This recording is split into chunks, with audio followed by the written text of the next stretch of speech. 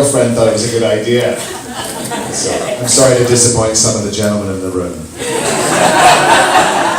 Well, it is such an exciting opportunity to be here at the Mastery, and I'm sitting here, no doubt, with the Masters.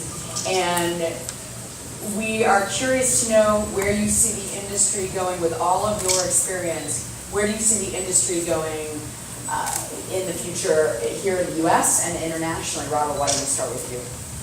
Well, you know, it's just great. We're defined by who we hang around. And the more we see things like this happening, then it's only good news for the world of hairdressing, because as Tabitha mentioned, 30 years ago, 25 years ago, you know, this type of thing didn't happen. When I'm coming in the car today, we had the same limo driver, and I tapped the window. I said, "Are you here for something?" He said, "I'm here for Roger." And he looked me up and down, because he was so sure he wasn't here for me. I sometimes travel with John Paul, and he knows this everywhere we go. They're like random security check, and he distanced himself. My boss, I love him. But when I really think about what makes the biggest difference, when I sit in first class and people say, "What do you do?" and I say, "Well, I'm a hairdresser." And I just think that that's the part that is the most profound. So when I look at characters like Lucy and some of the people we get around, they make me a better hairdresser, and I just think that that's why most of you are in this room. We need a mecca, we need a place that inspires us, we need a place that touches our heart and souls, that reignites us perhaps when we first had that dream to go to beauty school.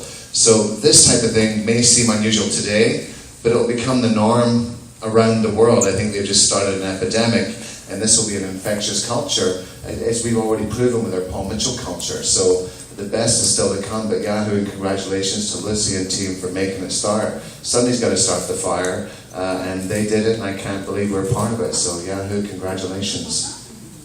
Tabitha?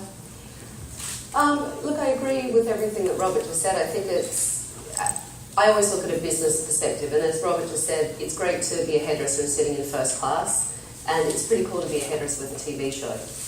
And, you know, it's something that I never would have imagined. I became a hairdresser because I loved hairdressing, and that's all I've ever loved. And people still say to me, "What do you do?" And I say, "I'm a hairdresser." That's the first answer.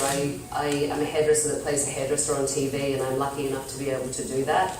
And it's amazing. But even 10 years ago, we wouldn't have seen that. We wouldn't have seen a hairdresser with a TV show. And the thing that, you know, as I said when I came out here, I love business, and we don't all love business. Some of us just love to do hair, and that's fantastic. Some of us love business and love numbers, and I'm lucky enough to like both. And it's always amazing to me when I go into people's businesses and people say to me all the time, "Well, that was so silly. How can that person do that or open a business and think they'll be successful?"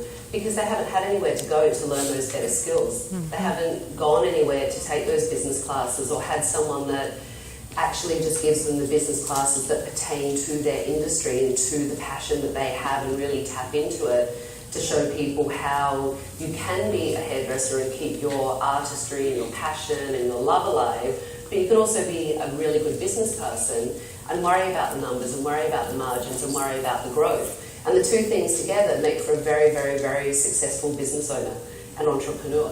So, you know, it's great to, again, to come to a place like this where both are married so beautifully together, that I think that sometimes hairdressers get scared. If you put the business into it, you take the hairdresser out of it. That's not the case at all. If you put the business into the hairdresser, you just have a really slamming business, and it's pretty unstoppable, and that's amazing. You know, Robert wasn't kidding, by the way. We're on a trip to Spain. We go through London to get there. And Robert is randomly searched. And of course I'm detained because he's randomly searched. Coming back, we're going from Spain back to the United States. And there's two guys that look like Al-Qaeda terrorists right along with us. I said, "Robert, on this one, let me go ahead of you. Let's just see what happens." So I go ahead of Robert, right through security, no problem at all. "Robert, sir, we're going to randomly search you, randomly select again, right?" The two terrorists walk straight to me. They weren't terrorists, they went right. But Robert's one of the greatest human beings to travel with. He's a good fellow, as you probably know, but that goes in international. Traveling to every single continent on the planet, other than Antarctica, there's no salons down there, but we travel the world, and what I found is this: the world is becoming more cohesive. Before, what they did in Asia was different than the United States.